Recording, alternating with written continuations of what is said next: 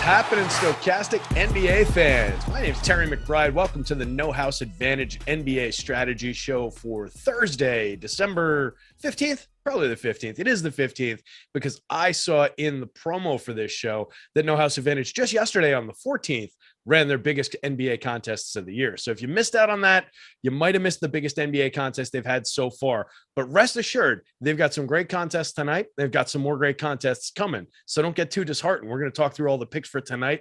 We've got a great 4-game slate lined up for the night. We've got all kinds of action, all kinds of injury concerns, question marks across the board. You might have heard us chatting just behind the scenes a moment ago about the Miami Heat. There's just a lot of things to try and forecast tonight. Put the little note card to our head and try and figure out what's inside the envelope. Look into the crystal ball like Miss Cleo. And fortunately, I've got prognosticator of prognosticators. Mr. Gundacker is here to take us through this entire slate, give us all the picks, tell us who's going to play, who's not going to play. Gun, what's going on, buddy?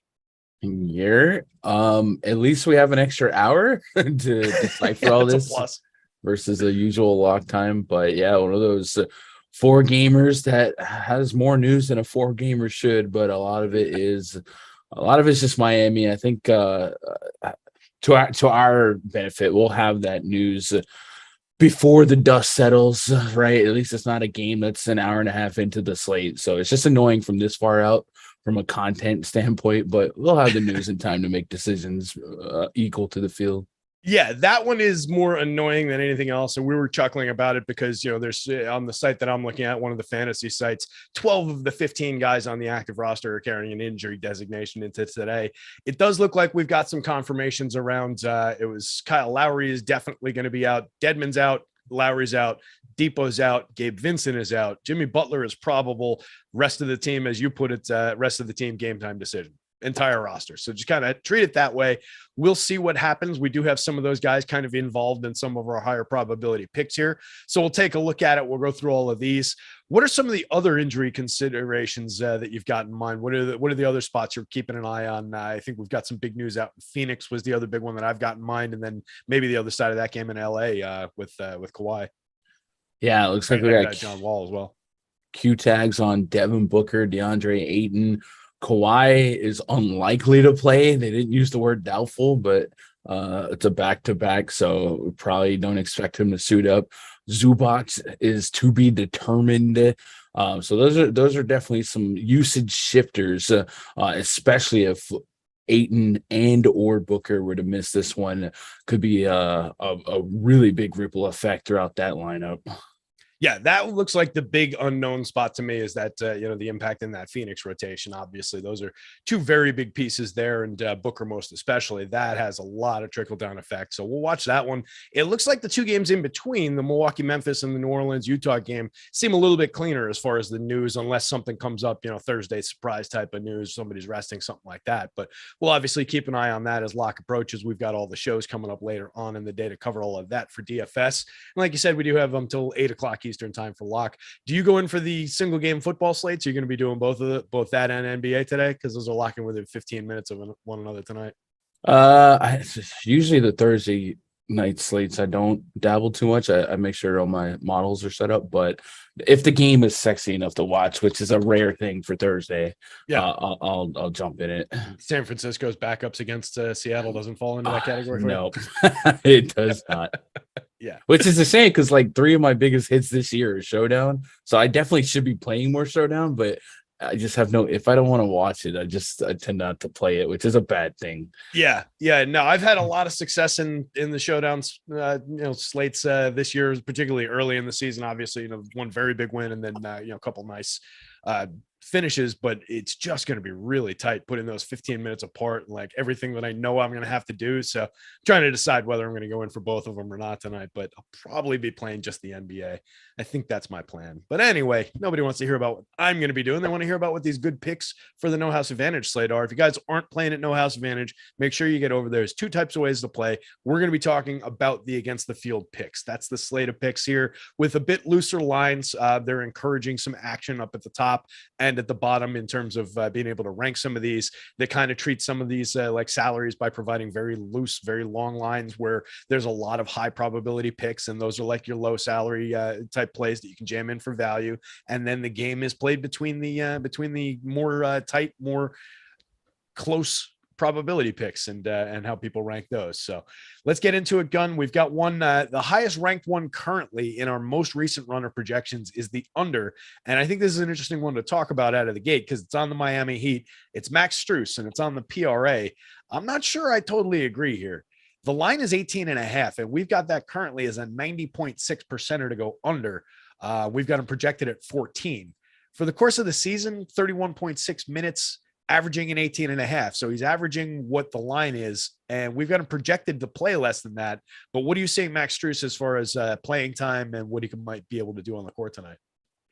Yeah, I think this comes down to who ultimately ends up playing. But what we do know is Gabe Vincent's down, Oladipo's down, Kyle Lowry's down. So there's already a path to perhaps 30 minutes for Max Strus. So I'm with you. And it's the Houston Rockets, not a spot that I dabble with a lot of unders anyway. So if more news shook the right way, yeah, this is kind of a line that I might disagree with. Not necessarily saying I would smash the over, but 90% probability on the under is a little bit steep, all things considered. But I do think a lot of our Heat projections are to be or card subject to change based on what actually shakes out as the final injury report for the Heat here. But yeah, even as everything stands now, I wouldn't be that confident in the under as is. Yeah, and so that people understand, when if it's for somebody's first time watching, when we're looking at these, we're typically not saying, hey, I disagree with the numbers on that. I disagree with the math on that. We might be saying, hey, I don't think that this minutes projection is currently accurate for what Max Strus's minutes allocation is going to be tonight, what the reality of the situation is going to be. And I think this is a clear-cut case of that. We've currently got him at 24.5 minutes. And I totally agree. Our 14.04 projection for his PRA is probably dead on at 24.5 minutes. I just think that minutes projection is very, very fragile right now. I think he's going to play more than that. So assuming that he does play around that 31.6 minutes, I like him to be around that 18.5 PRA, probably a little bit above it. And it just takes it off the board. Even if it's not saying, hey, if he's going to get 31 minutes, rush out there and bet the over. It's just saying this under is probably not going to be sitting here at 90%. And on a day with not that many big ones, that's kind of important too. So that's an important one to note and keep an eye on. We've also got his rebounds prop is up there. So same story with that one. That's at 89.6% right now. So keep an eye on that. What about Chris Paul on the rebounds? We know there's a big question mark with Devin Booker there, but we've got him 6.5 is the line. That's our other 90% for the day on the unders. Yeah, and then again, this one is probably gonna ultimately come down to the status of DeAndre Ayton. Even if Ayton were to be down, it's not like they don't have competent rebounders behind him. And Zubac, if he played, you got a couple of good rebounders out there. They would have Bismack Biyombo and Jock Landale. I ran a query of Paul on the court, Ayton off the court, and Paul represents almost 10% of total rebound opportunities. So it's actually pretty good for a guard. So I'm at an impasse here, but I would be in agreement with this. I think if Booker were to miss, Chris Paul would likely have to have a little bit more of a scoring load, and maybe that makes him less in line for catching some of those stray misses. So makes sense. If right now I would agree with the projection, but I could see a pathway for some flukiness if we start getting Ayton and Booker out, or at least Ayton out. Yeah, so another spot. Let's keep an eye on what pieces might be there with him, what pieces might not be, and what the fallout from that is. Because, yeah, you're right. If he's doing more of the scoring, he's most likely going to be out of position for some of those rebounds he might normally be in position for because he's, facilitated rather than taking the attempt. Let's take a look. We'll flip to the overs real quick. Didn't have too many good-looking overs on the board today. The top over is at 80.1%. We might see this change. Something might emerge, with some of these changes with the Heat and some of these other spots. But right now, our top over is just 80.1%. That's Chris Middleton on the assists. 4.5 is the line. Do you like that one? Yeah, what we do know for sure is Drew Holiday is out, and so far this season, Middleton has a 36% assist rate with Drew Holiday off the court. So that's an incredible number. Like that's like 8-9 assists per 36 if you were to run that. Looking back to the beginning of last season, Middleton on the court, Drew Holiday off the court. Middleton sustains a 30% assist rate. So that's a really low number for that type of number from the Department of Redundancy department. So I would smash the over here. And this is where I would have higher confidence than the number, all things considered. Yeah, that one does look at, maybe potentially a little bit low for the situation with Drew out. For the course of the season, in just 24.7 minutes a game, Middleton already putting up 4.3 assists, a nice little 24.5 assist rate, some of those minutes coming with Holiday on the court. Today, we're projecting him out to 31.3 minutes. So just like the situation, like the upside for that pick. So I agree. If it's 80%, it's a strong 80%. It feels like it's a little bit above that 80% line. What about Bobby Portis on the raw points, sitting at just 9.5? That feels like another spot where, taking Drew out of the equation there, guy like Portis might be asked to handle a little bit more of the workload than he normally does. So maybe a bit of an uptick in his scoring opportunity. Yeah, that's a really low number. Here's a guy that last 3 games, double-digit shot attempts, last 2 games, 15 shot attempts. Now, maybe the pace is a little bit faster in a Golden State or a Rockets game. However, yeah, with Drew down, especially if we kind of paint a script to correlate positively with maybe some Middleton, you needed him to hit 50% of his shots as a big, and that's very much doable. He is a big that will chuck some threes, but I think 9.5, yeah, really, really low, especially considering he averages 14 already. Yeah, I was just looking at that. As I was saying, he's having an opportunity to score more. I was like, well, I said that without even looking at his average, which is 14 points a game in 26.5 minutes. And yeah, changing situation that should result in more opportunity. Probably it's not like a direct correlation, but you would think that there's going to be a little bit of additional scoring. So yeah, a couple extra looks. I don't see why Portis wouldn't get to this. So probably another one that feels maybe, situationally feels a little bit stronger than that 77%, maybe even. So that's another one sitting there. Giannis on the points, by the same token, I think that one just kind of naturally gets lifted up. Any concerns there or anything to say about Giannis on the points? 27.5. That's the next one down. No, generally, any pessimism on a guy like Giannis or a guy like Jokic is a spread, but the Bucks are actually road dogs here, and that almost never happens.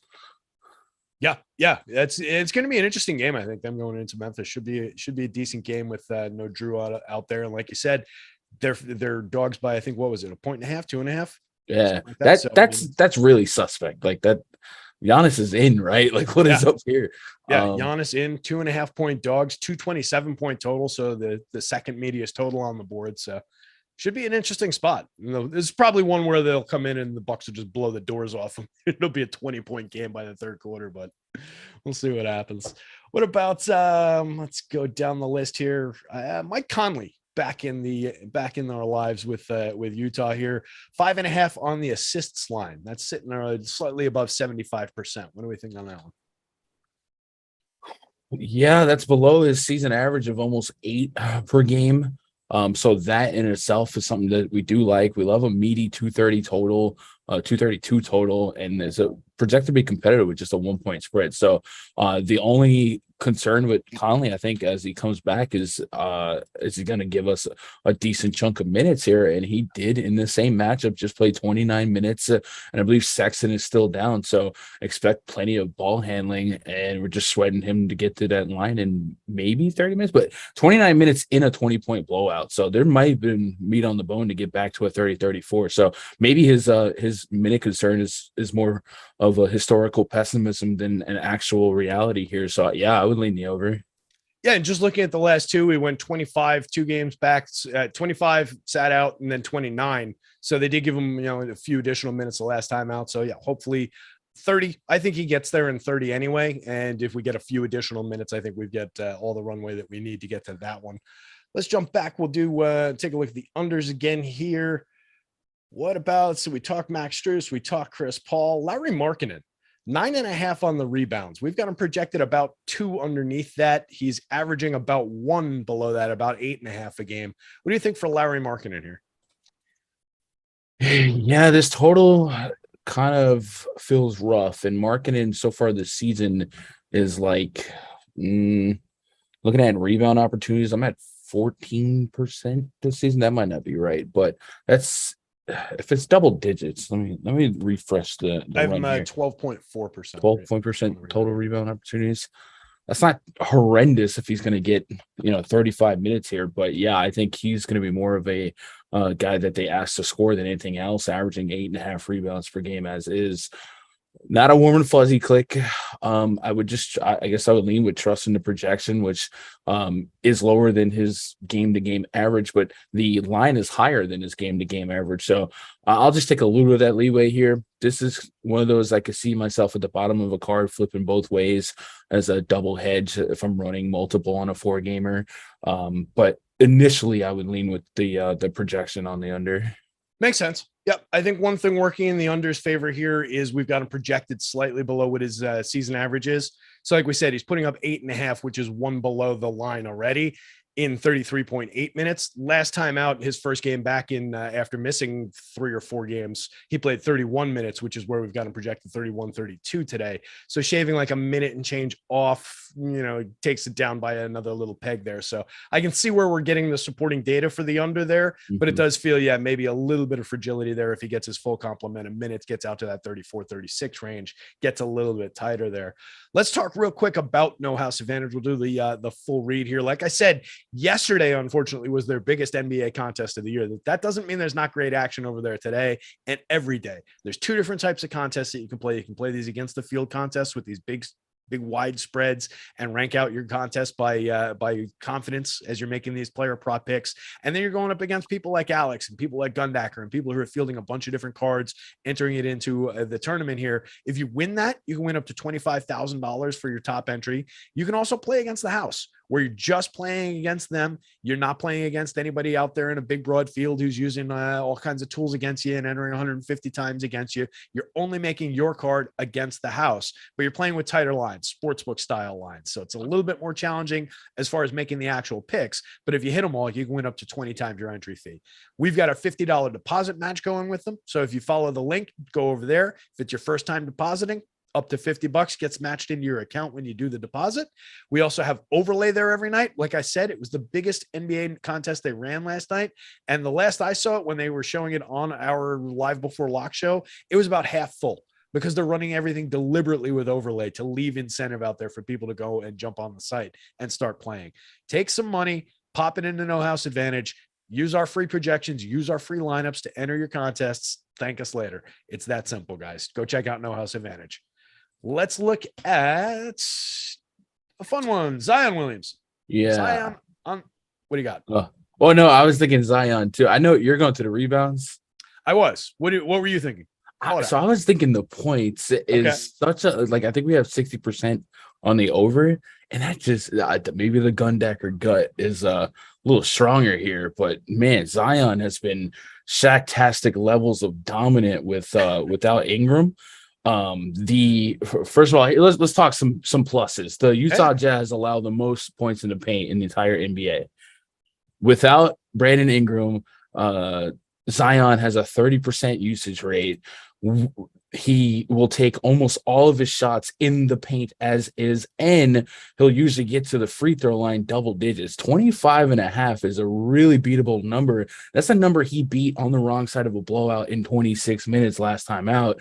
Hoping a little bit of a rest and recovery, and another 10 minutes would be another strong lean on the over and continue to beat this 25.5 line, which is something he's done in 6 of his last 7 games. I'm a little higher than that 60% number of probability. All right. I think you sold me on that one. That was a lot of good supporting information there. We've got him projected to beat it out anyway, beating it at a 61.4% rate. We've got him projected at 27.59. That is one that's come up we were using that one quite a bit. It was, I think, like 18.5 over the last 2 weeks or so that we were just beating that one up every show. So it's good to see that it's come up and gotten a little bit more competitive. But yeah, I think that one still works for our purposes here, at the very least, as a down lineup card that you can kind of keep in your back pocket and say, hey, maybe a lot of people aren't going to be using this one, and we've got a little bit of more confidence in it, so we can swap it in for some of these others that maybe people do use and they get duped. Maybe you can, pop it in like that. So, all right, I like that one on the overs for the points. What did you think of that unders on the rebounds one then? Were you about that one at all? So that, I mean, we're dealing with names like Kelly Olynyk and Larry Markkinen and guys like that. So I'm not confident at all on him hitting the under there. 9, 8, 7, 10 his last couple games. So I'm not confident. That's one of those closer to a coin flip ones for me. Okay.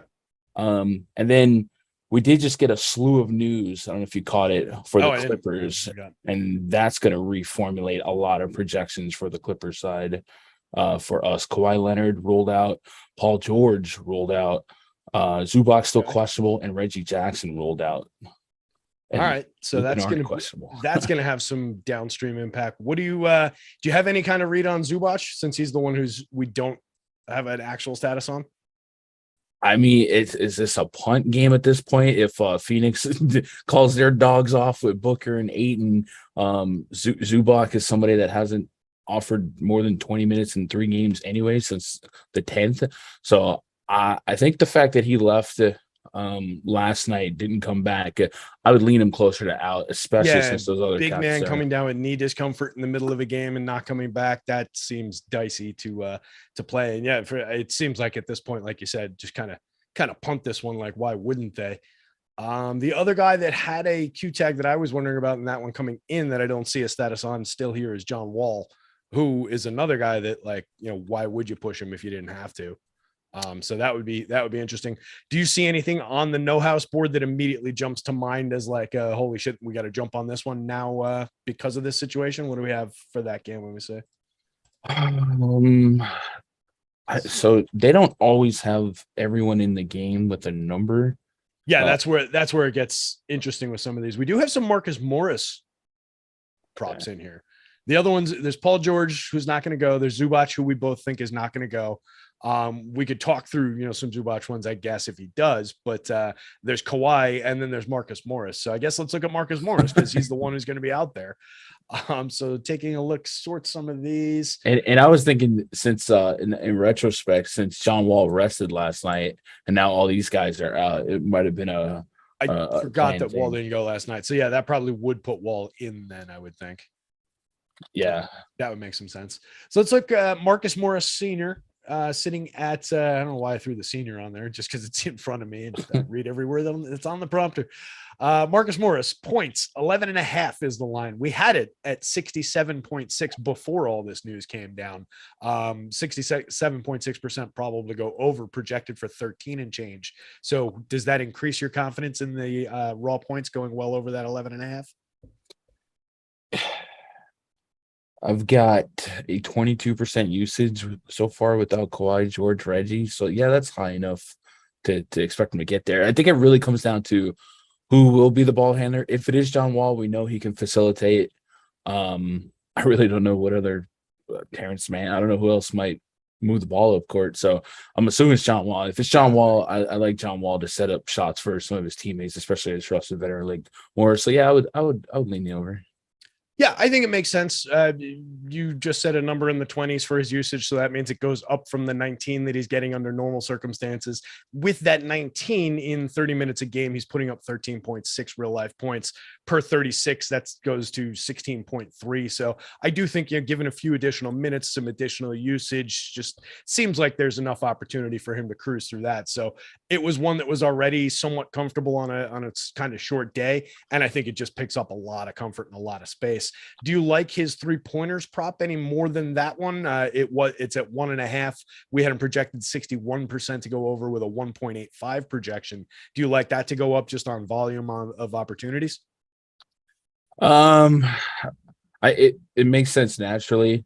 We've seen him take upwards of 8 shots in 3 of his last 5 games, and then as low as 2 in 2 of his last 5 games. So I would still lean the real points here, but it makes sense to expect him to kind of get there on 3-pointers anyway.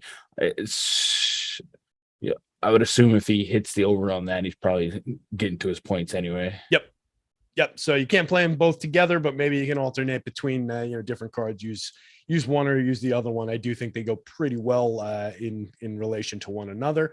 And it doesn't look like there's anything else relevant. The Zubac ones, yeah, they're all sitting like right at the line where we had him projected. Like his points one was 9.5. We had him projected for 9.32 points and 48.2% probable to go over, 51.8% to go under. So kind of a coin flip. If he picks up, like if he is in and picks up a little additional usage or something, maybe you pick up a couple additional percentage points, but I don't like that one to get all that fat. Do you see that any differently? No, I think it's appropriate. Yeah. All right, so let's see. That's bringing us up close. Let's knock out one or two more here at the end of the show because we got roped into some Clippers news that I don't know if that was all that relevant, all that great. What about Brook Lopez on the shorthanded Bucks? 23.5 is the line for his PRA. We've got him projected 82.6% to go under that. What do you think of that one? Yeah, I think that's a fair line. Usually when I play Brook for DFS, I'm actually hoping he either goes nutty from 3 or 2. It's a high block matchup. Mm-hmm.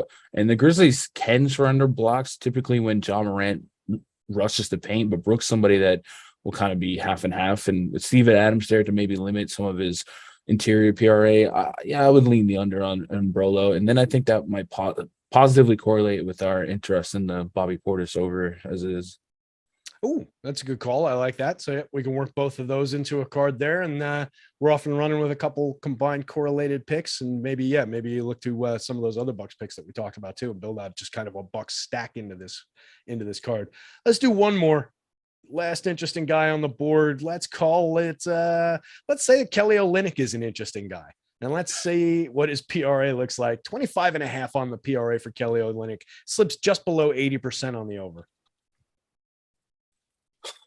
Yeah, the game's looking like it should put up a lot of points. We saw Olynyk get into foul trouble in that last outing. That was back-to-back games of foul trouble. And maybe that's something we should watch as he has to guard high-usage bigs, Jokic into Zion. But should he be able to play his 30-plus minutes? Yeah, I guess so. I would lean with agreements with our projection here. A lot of it will be real point based, but this is a low enough line for a 230 total that I'm fine with it. Yep, should be enough scoring out there for him to get there, via some of his scoring that he typically does, and then some of the ancillary points. Any concerns about how that works with some of the Zion picks that we liked? No, I think Zion's use is just ridiculous right now. Yeah, I did mention that Zion has been getting like double-digit free throw attempts, and that probably would be thanks to some Olynyk hacks. Makes sense. All right, that brings us to the end of the show, gang. We've been brought to you by No House Advantage. Make sure you're going over there and checking them out. Use our free projections and our free optimized lineups from Stokastic to build your entries out over there. Make sure you're capitalizing on the free $50 deposit match bonus. All that good stuff at No House Advantage. Gun, tell the people where to find you. Twitter, YouTube /Gundacker. That's the man, folks. I'm Terry. That's Gundacker. We appreciate you hanging out with us. Good luck tonight.